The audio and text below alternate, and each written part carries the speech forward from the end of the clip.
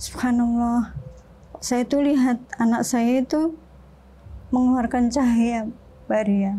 Terus saya peluk, terus saya tiba-tiba itu mikir, apa mau mati?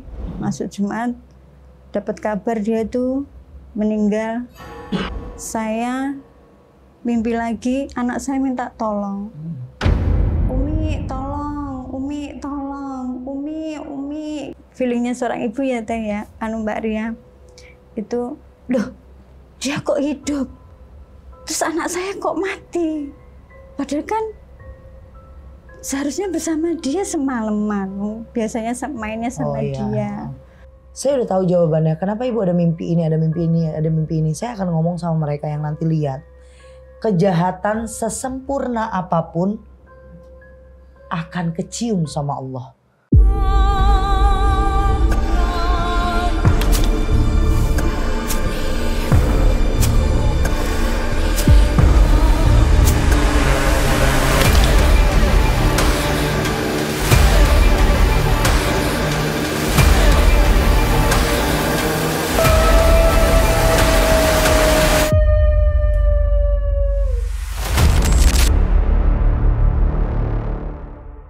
Nah, buat sahabat mistis yang lagi butuh untuk meruqyah diri karena kelihatan auranya, ya ampun nih Teh negatif banget, terus lagi ngalamin sakit karena ilmu sihir, ada garam ruqyah Teh Ria.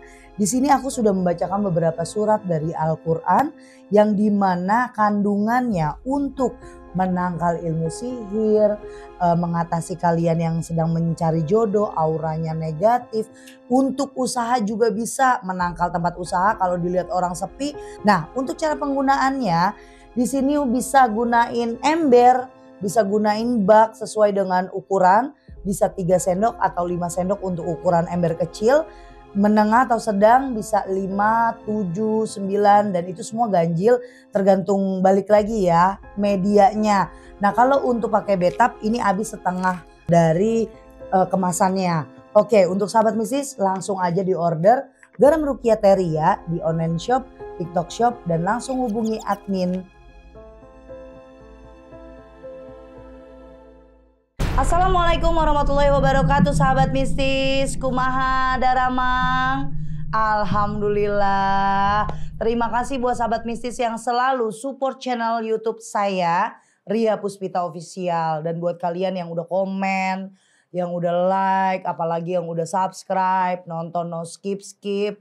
Terima kasih banget karena kritik dan saran kalian itu sangat berarti dan berharga buat Teh Ria dan tim. Buat kalian yang ada di Sabang sampai Merauke, lagi yang di luar negeri, yang kerja, yang lagi nontonin aku semangat banget. Apalagi 2 hari ini berturut-turut aku lihat ada komenan Bahrain Teh. Wih Allah jauh banget kamu gak ngajak saya, asik. Dubai, iya. Terus yang di Hong Kong, Malaysia, Singapura semuanya yang saya gak bisa sebutin satu persatu. Terima kasih, sehat selalu, berkah selalu. Dan buat kalian yang mau jadi narasumber yuk langsung hubungi admin Nanda. Dan untuk kalian ceritanya yang mau dibacain sama aku juga boleh ke admin Nanda. Dan kalau mau konsultasi nih banyak banget yang nanyain Teh kemana sih ngubungin Teh Ria. Terus rumahnya di mana, alamatnya di mana. Tolong kalian langsung chat admin, WA admin. Ini ada admin Ririn, ada admin Sasi. Tanya jadwal Teh Ria pas buka praktek kapan. Terus mau ngundang gimana. Teh slow respon karena yang nonton itu bukan 1-2 orang. Banyak yang nonton, banyak yang chat juga. Jadi kalau misalnya bukan saya menyarankan untuk spam. Tapi chat ulang lagi aja. Takutnya hari ini kalian gak dibaca. Adminnya lagi nemenin saya syuting. Jadi gak fokus untuk chat. Terus ketumpuk-tumpuk. Ya banyak hal lah yang membuat kalian belum dibalas sama admin. Dan buat kali ini kita kenalan dulu. Hari ini ada narasumber. Pasti ada cerita mistisnya. Kita kenalan siapa beliau, dari mana tinggalnya. Assalamualaikum. Waalaikumsalam Teh Ria. Aduh beda banget nadanya. Gue yang tinggi dia yang rendah. Nah nih kalau kalian nanya nih kadang-kadang volume itu udah kita gedein. Udah full banget. Tapi pasiennya agak sedikit irit suaranya. Jangan disamain sama saya mau kadang-kadang meledak. Oktapnya tinggi. Siapa Bu Etik? Bu Etik. Bu Etik, Iya. tinggal di mana sayang? Di Jawa Timur, Nganjuk. Di Jawa Timur, Iya. Nganjuk. Oke, Bu Etik. Awal mula kejadian Ibu mengalami hal mistis, hal yang tidak masuk dengan logika itu dimulai dari tahun berapa Ibu? Punten maaf. Kalau semenjak saya menikah itu udah awal dari perjalanan mistis saya yang berulang kali. Tahun berapa itu Bu? Tahun 2001. Oke, tahun 2001. Tapi saya sudah bisa melewatinya sampai akhirnya itu pada puncaknya itu sebelum anak saya meninggal itu teh. Sebelum anak saya meninggal itu Mbak Ria, saya tuh melihat anak saya tidur siang kan. Tidur siang. Terus saya kan berada di luar kamar. Di luar kamar, saya di depan TV itu kan langsung pintu. Terus ada tembok, terus kamarnya kan di dalam sini. Saya lihat itu kok ada cahaya kok silau banget gitu, warnanya putih. Terus saya lari masuk kamar. Subhanallah, saya tuh lihat anak saya itu mengeluarkan cahaya, Mbak Ria. Cahaya itu ke atas. Saya tanya, Lele, bangun deh. Saya lihat kaosmu apa baru?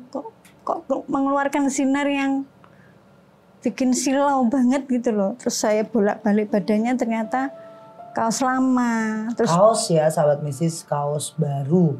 Oke. tapi padahal itu kaos lama.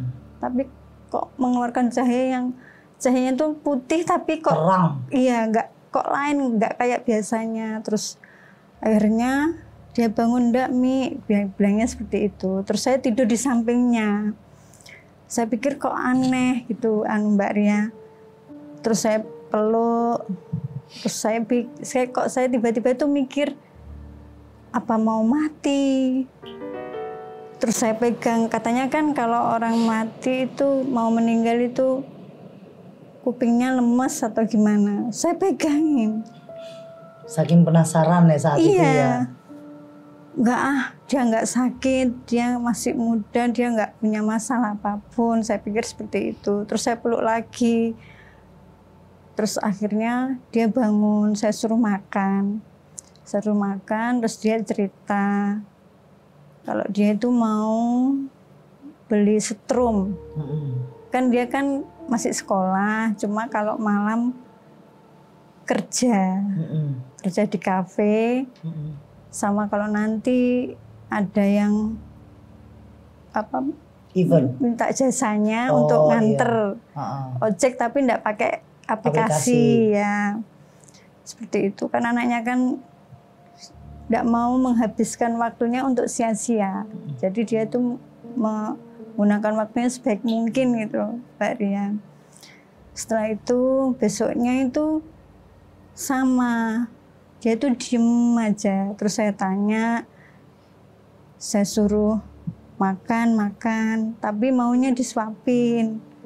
Saya kan bilang, Le, kamu kok nggak capek? Umi yang lihat aja kamu capek, mau berangkat kerja sore setelah pulang sekolah itu, Mbak Ria. Nggak, Mi, saya ini calon orang sukses, bilangnya seperti itu. Saya ingin mencitrakan diri saya sebagai orang yang baik, bilangnya seperti itu. Saya sudah berubah, Mi. Dia kan lulusan pondok, teh. Habis Quran 5 juz. Gitu. Alhamdulillah, Masya Allah. Ya, cuman dia tuh orangnya nggak mau menunjukkan kesolehannya. Maksudnya kalau dia tuh seorang habis Quran, apa lulusan pondok. Selama ini kan saya sekolahkan habis dari pondok kan nggak ada ijazahnya. Jadi saya sekolahkan lagi untuk dapat ijazah di sekolah umum. Reguler biasa umum ya. ya.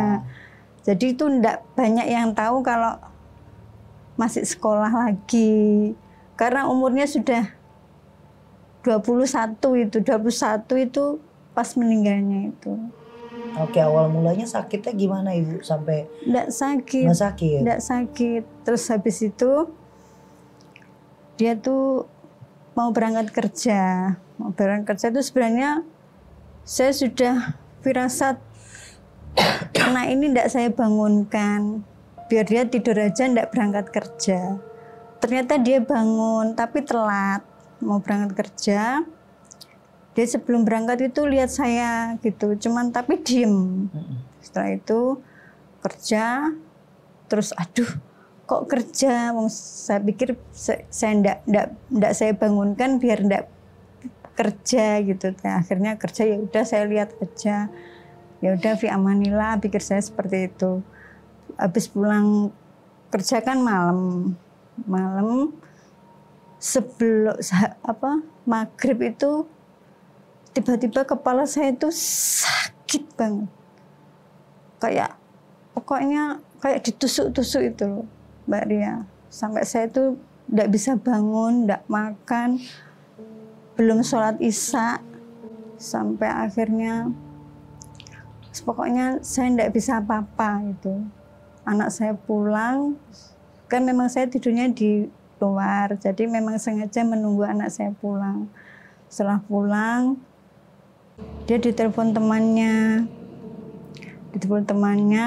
dipaksa untuk keluar, diajak keluar. Sebenarnya dia itu ndak mau, cuma saya dengarkan, saya lihat dia di pojokan gitu, ndak mau, terus tapi kayak seperti dipaksa, dia akhirnya keluar. Dia ganti baju. Biasanya kan dia kalau keluar lagi setelah pulang dari kerja kan dia mandi. Hari itu dia memang ndak ingin keluar, jadi ndak mandi. Akhirnya cuman ganti baju hitam. Pertama yang putih yang dipakai kemarin siangnya itu, terus ganti, iya. Terus gitu jam 12 itu ya, jam 12 itu siang, dia malam? Keluar, malam keluar, ya terus pagi kan itu malam Kamis, jadi masuk Jumat, dapat kabar dia itu meninggal jam 11 saya. Jadi nggak sakit, nggak ada apa-apa? Nggak ada apa-apa. Ya udah begitu aja. Iya. Ibaratnya itu meninggalnya di rumah sakit atau di rumah? Masuk sungai. Masuk sungai? Iya. Katanya saya kan dapat kabar. Oh iya, ibu nggak ada di lokasi soalnya ya? Iya. Okay. Jadi kronologinya saya juga nggak jelas. Terus habis itu ternyata karena saya nggak mau otopsi, karena saya nggak dikasih tahu ini penyebabnya kenapa kok. Saya cuma lihat kondisi anak saya kaku. Akhirnya saya memutuskan untuk, karena saya sendirian, suami ndak ada, anak di Jakarta, itu akhirnya kan saya ndak melakukan otopsi. Akhirnya dinyatakan kecelakaan tunggal. Setelah itu 3 hari, saya kan ndak bisa tidur ya Mbak Ria ya, setelah meninggalnya saya mimpi. Maksud saya ingin tahu apa sih yang ingin dia pesankan ke saya itu sebenarnya apa gitu loh. Saya mimpi seperti operasi. Oke. Seperti operasi. Terus saya mikir lagi, ya Allah, setelah kepergian anak saya mau kejadian apa lagi ini, kok seperti operasi. Terus akhirnya saya mikir lagi, terus sedih, nggak berujung sedihnya. Terus dapat 4 hari saya mimpi lagi, anak saya minta tolong. Saya, Umi tolong, Umi gitu. Ya Allah badannya luka-luka saya lihat, terus di tepian sungai. Umi tolong, Umi. Terus saya pegang, ya Allah, keadaanmu kok seperti ini, saya seperti itu. Apa yang ibu lihat? Luka-luka. Luka semua? Lukanya semua. kayak luka apa Bu? Luka goresan ya. Goresan atau cabikan? Iya, cabikan. Oke. Cabikan. Ya benar, cabikan itu. Saya enggak berani cerita karena pasti siapapun nggak bisa menerima apa yang saya rasakan itu. Nggak ada yang bisa menerima, kayak misalnya kayak Mbak Ria kan paham mungkin. Nggak ada satupun suami, anak atau siapapun tuh nggak ada. Akhirnya terus setelah itu saya tuh BAB darah terus selama 1 bulan.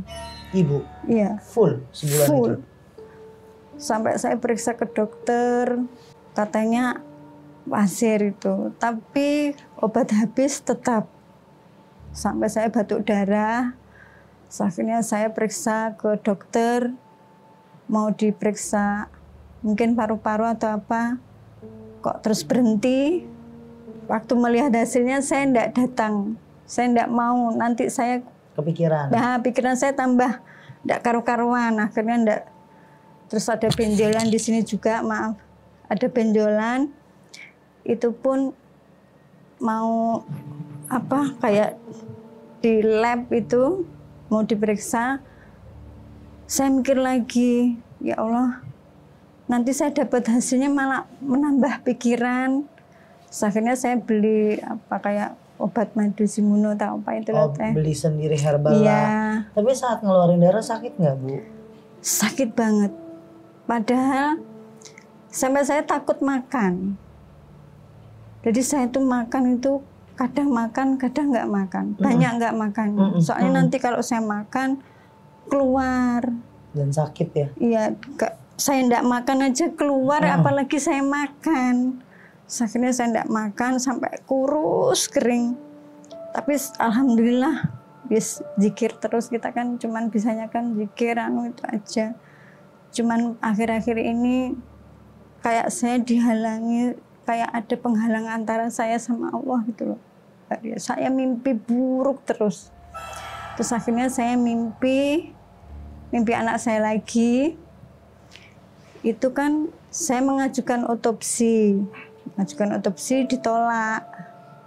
Akhirnya saya kirim ke Polda, Dumas Presisi, diterima. Itu saya mimpi anak saya itu tersenyum, Mbak Din. Setelah saya kirim ke Dumas itu loh, dia tersenyum di tempatnya. Waktu dia mau kerja di kamar itu pakai baju hitam-hitam, terus datang lagi mimpi setelah otopsi.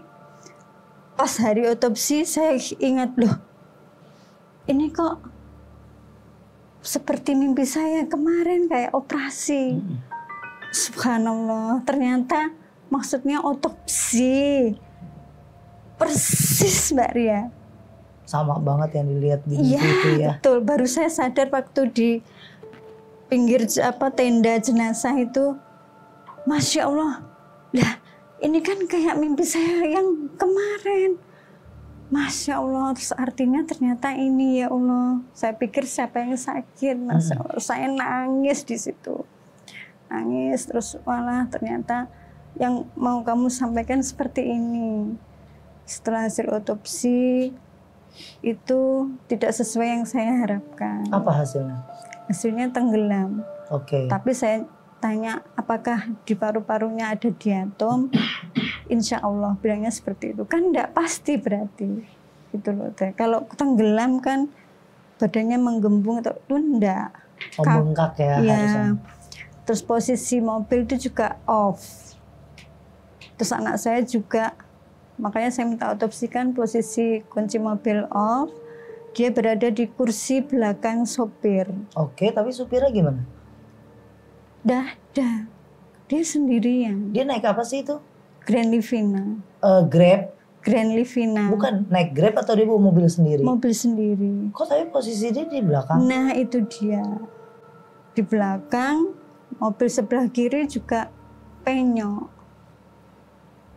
Kalau kecelakaan murni kan, otomatis kan mobil pas nyala gitu, nggak sadar atau gimana. Kalaupun dia tenggelam, otomatis kan tubuh kan mesti ada meronta ingin selamat. Itu posisi seperti nyetir mobil. Pas ditemukan? Iya, di kursi kedua. Mobilnya itu posisinya nggak tenggelam? Tenggelam. Tenggelam juga? Hilang. Tapi posisinya dia yang berubah? Iya, cuman dari awal dia memang ditaruh di belakang atau tapi posisinya megang setir. Iya, duduk gini. Sebenarnya mungkin polisi sudah curiga, cuman karena saya tidak otopsi. terus dinyatakan akhirnya kecelakaan tunggal. Terus karena mengurus surat kematian kan enggak ada sebab kematiannya apa, kan enggak bisa menyimpulkan, harus otopsi. Makanya saya minta otopsi itu. Tapi yang keadaan kan saat itu almarhum diajak sama teman-temannya kan keluar. Iya. Nah teman-temannya bagaimana? Ibu tanyain atau ada yang cerita sama ibu atau datang ke tempat situ gimana maksudnya? Kalau cerita polisi nih ya Teh, anak saya itu habis bertemu sama temennya nitip tas. Jadi HP semua itu ikut terbawa tapi tasnya masih. Oke. Cuman Lanjut Bu. kamera CCTV juga ada, cuman nggak jelas. Terus saya kemarin kan mengajukan minta kamera CCTV-nya, itu nggak bisa, nggak boleh. Alasannya?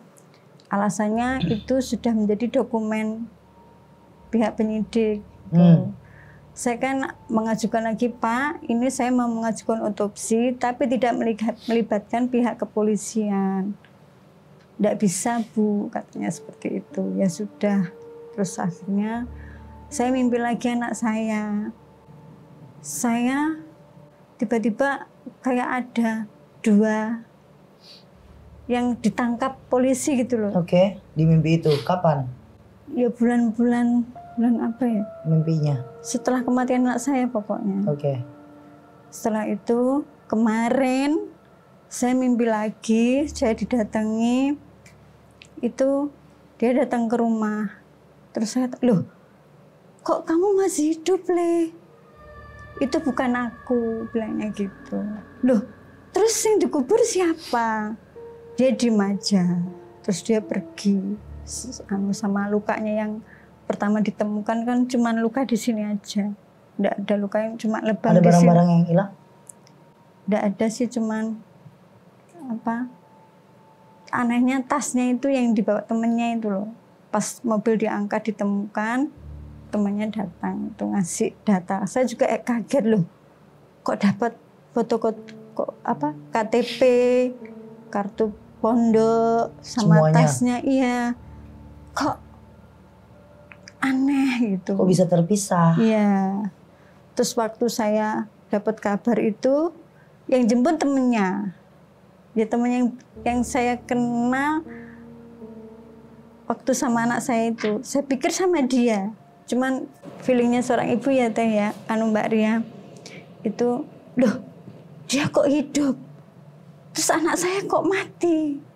Padahal kan seharusnya bersama dia semalaman. Biasanya mainnya sama dia. Terus habis gitu kemarin lagi mimpi lagi, yaitu anak saya cerita, Mbak Ria. Cerita, ini kesini aku kayak cerita kematiannya. Cuman saya lupa. Apa ceritanya gitu? Iya, terus saya padahal di situ ditanya, Umi eleng, Umi inget. Oh inget, saya bilang gitu Mbak Ria. Terus habis gitu saya lihat dia jalan, kayak kembali di tempat jembatan yang dia terjun tuh ditemukan itu ya. Dia duduk di situ pakai baju seperti pas mayatnya naik. Bukan. Oh yang putih pas, itu. Iya. Oke. Terus saya nangis, tapi wajahnya enggak kelihatan. Oke. Saya bangun, ya Allah. Kan biasanya kalau tanggal berapa saya mimpi anak saya itu saya catat. Kemarin tuh saya ingat-ingat dia tuh sebenarnya cerita apa sih, kok saya tuh lupa gitu. Sama pokoknya saya sudah berusaha semaksimal mungkin untuk anak saya. Tapi mayat pas ditemuin, si mayatnya itu memang ada cabikan atau cuma luka lebam-lebam aja Bu? Lebam di pipi, dahi. Kalau keterangan dari otopsi itu ya ada memar di tengkuk, sama ya kecil-kecil. Memar di tengkuk nggak ditanya sama polisi itu apa? Polisinya itu enggak transparan. Oke. Meninggalnya bulan apa? Mei, tanggal 2025 ini? 2 Mei ya. Oke, selanjutnya ibu ada mimpi lagi atau udah stop sampai situ aja mimpi? Kemarin itu yang terakhir itu saya diceritain kronologinya. Iya, kronologisnya ya. Cuman sayanya lupa, padahal sudah ditanya, Umi eleng, Umi ingat gitu. Iya Le, iya saya bilang gitu. Terus habis gitu dia jalan, terus saya lihat kok dia kembali duduk di kayak tempat duduknya apa? Biasanya kan kalau jembatan kan ada kayak Tahu iya, ya buat perakarannya di samping-samping deh. Iya, itu Nah, dia duduk situ. Iya, duduk di situ. Terus habis gitu saya bangun, subhanallah, mimpi apa ini, cuman saya kok lupa. Tapi sekali lagi saya tanyain ke Bu Etik. Iya. Teman-teman beliau ada nggak ngomong apa-apa ke ibu gitu atau menjelaskan kayak saya begini dulu atau ini ada nggak yang nemuin ibu untuk membahas itu? Pertama ndak ada. Kalau ndak saya tanya itu saya minta dia datang ke rumah.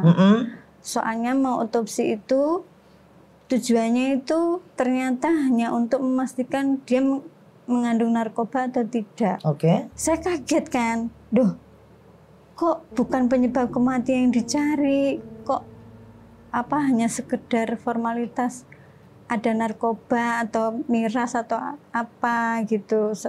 Akhirnya orang yang ngasih tahu saya itu sekarang kecelakaan masih koma, dokter forensiknya yang di sana itu. Kan saya cuma heran kok cuman yang dikasih tahu itu. Iya. Oh, dokter forensiknya lagi kecelakaan koma. Iya. Nah, kalau untuk teman anak ibu ini teman almarhum, ini teman sekolah, teman main atau teman kerja? Main. Oh, teman main di rumah. Teman main, teman kerja mungkin. Nah, ibu nggak tahu detailnya dia teman kerja atau teman sekolah nggak? Tahu. Kan dia kan cerita kalau anak saya kan pertama kan kerja di rentalan mobil. Terus karena dia kan juga punya mobil sendiri ya, punya kami.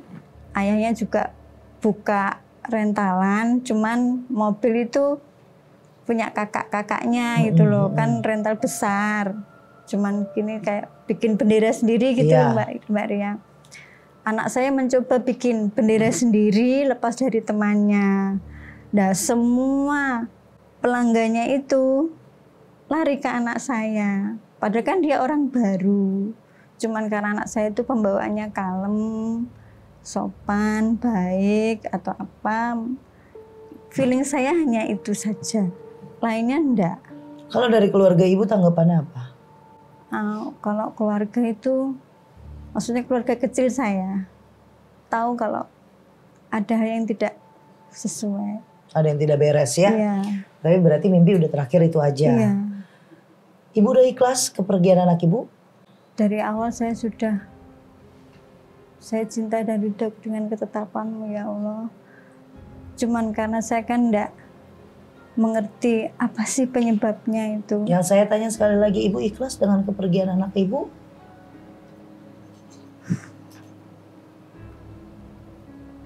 Ikhlas. Saya mau dalam 1 minggu ini ibu belajar buat lepasin semuanya. Ikhlasin. Saya anggap udah beres nang. Aku udah bilang sama Teria, mudah-mudahan dinaikin di up. Ada yang bisa bantu kita, ada yang terketuk hatinya buat bantu otopsi atau bantu apa. Lepasin dulu. Kenapa saya bilang 1 minggu untuk lepasin dan ikhlasin? 1, ada permainan korin di sini. Kita bahas goib ya, bahas goib. Permainan korin apa sih Teh? Permainan korin jadi gini, ada korin yang memanfaatkan alam bawah sadar Ibu Etik yang sedang ngalamin bukan lagi kesedihan yang biasa, tapi ini gimana rasanya seorang ibu kehilangan anaknya begitu aja tanpa ada pesan apapun, tanpa ada rasa sakit, tiba-tiba dinyatakan meninggal dunia. Itu mengambil salah satu energinya Ibu Etik untuk menceritakan apa yang dirasakan anaknya. 1, pemanfaatan korin. Ibu jangan mau terpaku dengan setan manipulatif. Yang pertama, kalau ibu tidak ikhlas karena ibu lagi nangis, lagi sedih. Yang kedua, di sini adanya tindak kriminal.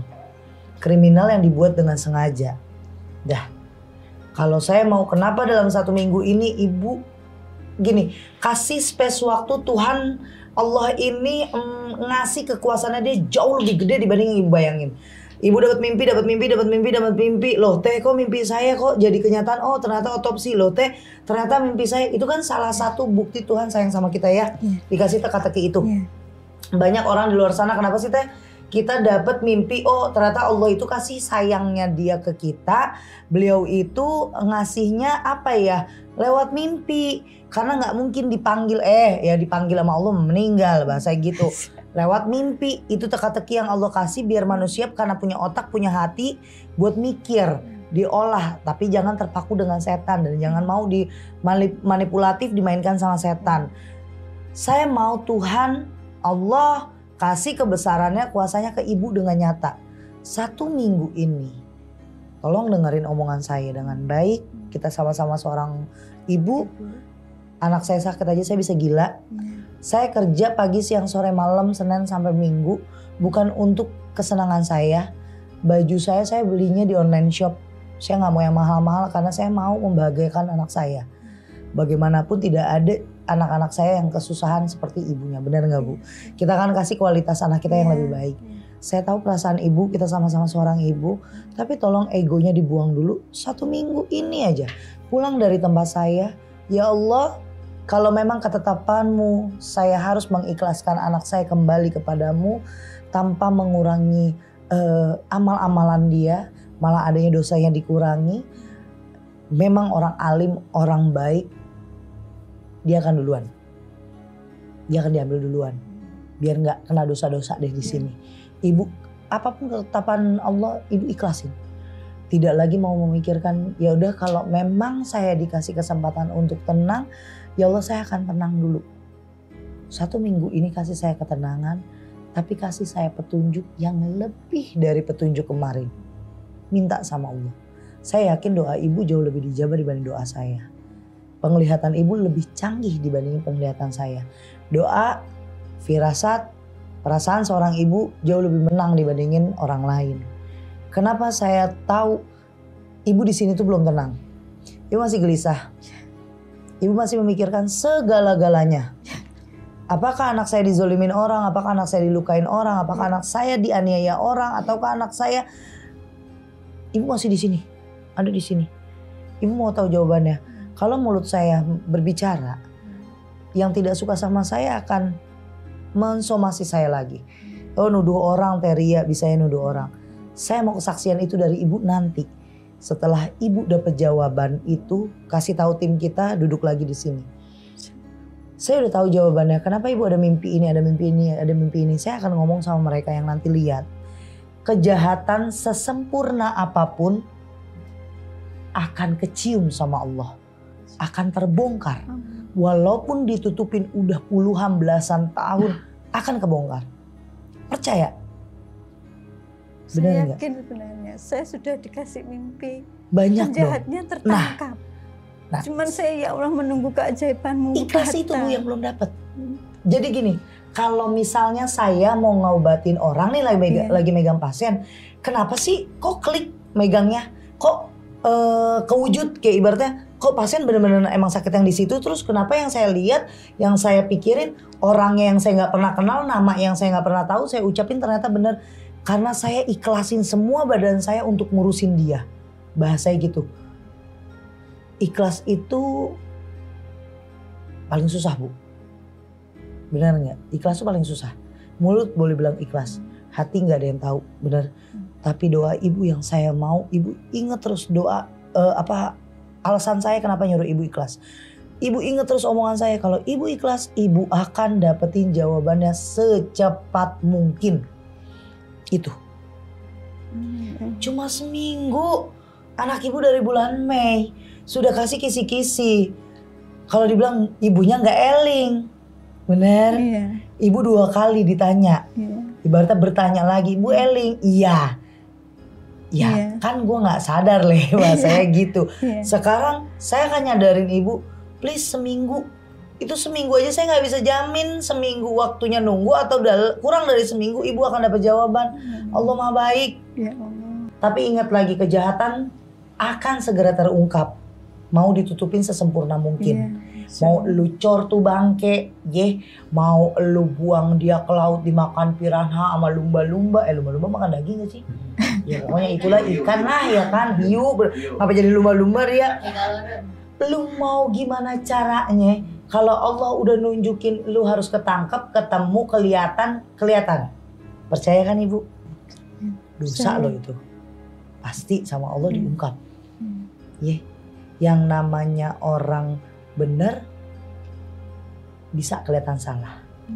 Tapi orang bener yang emang dia bener, yang gak akan pernah ditutupin sama Allah sekecil pun. Nantinya akan keungkap. Walaupun di awal kelihatannya kayak kita yang salah. Kayak gini, salah deh kayaknya gue fitnah orang, pas suzon sama orang, bla bla bla. Ini cuma naluri seorang ibu. Banyak kok kasus-kasus kayak contoh Vina Cirebon, bla bla bla. Saya di sini nggak mau ada yang namanya saya kesurupan pura-pura jadi anak ibu. Aduh itu males saya juga ngelakuinnya, mau ngapain. Nanti yang masuk malah korin yang bikin saya jadi kayak orang gila di sini. Saya tidak mau membuat ibu lemah. Saya tidak mau ngebuat ibu banyak pikiran. Malah yang saya mau ibu ikhlas. Lepasin semuanya, serahin sama Allah, ikhlas. Bu, kalau orang di sujud terakhir, kita di ruku juga bu. Doanya lagi ruku sama sujud terakhir, kita double ngebom langsung minta sama Allah. Jangan mintanya yang lembut doang bu, langsung signifikan yang kualitasnya tuh benar-benar itu. Ya Allah, tolong tunjukkan kepada saya dan banyak orang siapa yang jolimin anak saya. Tunjukin ya Allah siapa orangnya.